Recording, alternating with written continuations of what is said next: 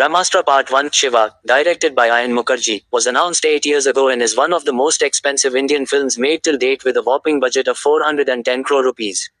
Considering the time and money put into the project, planned as a trilogy, one expects nothing less than a marvelous spectacle unfolding on screen.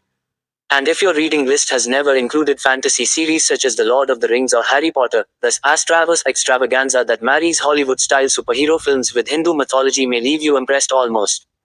The cinematic universe of Brahmāstra is built around a secret society of rishis, known as the Brahmins, who possess the powers to control different astras. The most powerful of these astras is the Brahmāstra, which was broken into 3 pieces 30 years ago. The film opens in comic book style, setting up the premise, and then breaking into a very enjoyable cameo from Shah Rukh Khan, who plays Mohan Bhargav, a scientist in possession of the Vanarastra. With his charm and comic timing, SRK easily draws you into the world of Brahmāstra. Mohan is under attack from Junoon Moni Roy, who is styled in black clothes and a big silver nose stud to emphasize her villainy, the Queen of Darkness, who wants a piece of the Brahmāstra which is in his possession. The visual effects are magnificent, and just as you allow yourself to be mesmerized, the film cuts to Mumbai, where its actual hero is worshipping in a Durga temple. And his eyes fall on a beautiful young woman with a rose demurely tucked behind her ear. The romance between Shiva, Ranbir Kapoor, and Isha, Alia Bhatt is an old-school, chaste romance set in the contemporary world, and as a result, the actors themselves don't look too convinced about it. She's a lower middle class orphan with a golden heart, she's a rich young woman. The characterization never goes beyond this. In their first conversation, Isha asks Shiva, "Who are you?"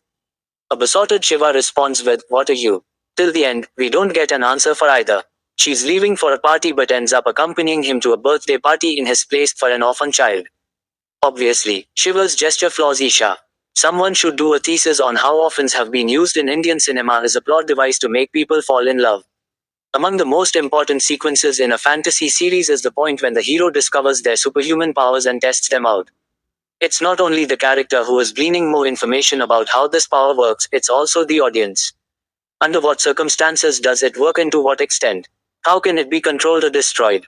In the Malayalam superhero film Minnal Murali, for instance, we have those hilarious scenes with the protagonist testing out his powers in a small village, from breaking doors to holding up the ceiling fan. In Brahmāstra, Shiva has apparently known for a while that fire cannot harm him, but it has never occurred to him to figure out why or experiment with it. Everything happens in the context of the rather plain and uninteresting love story, and thus drags down the pace of the film.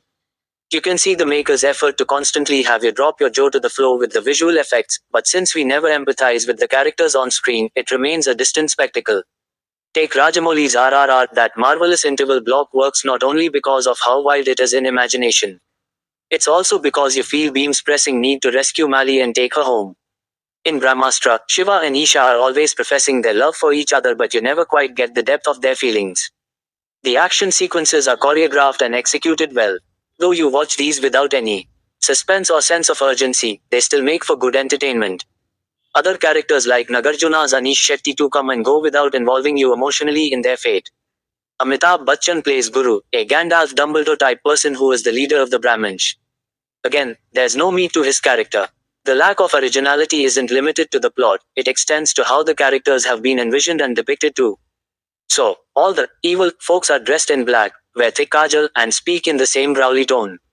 There's also an unnecessary shot of a Muslim man becoming possessed with Junoon's dark magic.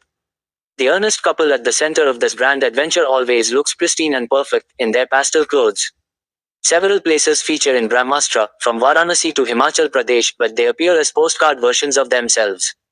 You don't travel with the film, experiencing the difference in location and culture. Remove the VFX and music and what you have is an underwhelming story that's lifted from several sources.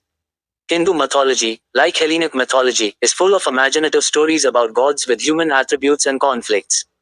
It is a great idea to create a cinematic universe with these inspirations. But what we have in Brahmāstra is a troubling lack of conviction to go full throttle. As a film, it may be remembered for its technical craft, but it's not going to leave anyone holding their breath for parts 2 and 3. Friends, this review was not paid for or commissioned by anyone associated with the film. Neither TNM nor any of its reviewers have any sort of business relationship with the film's producers or any other members of its cast and crew.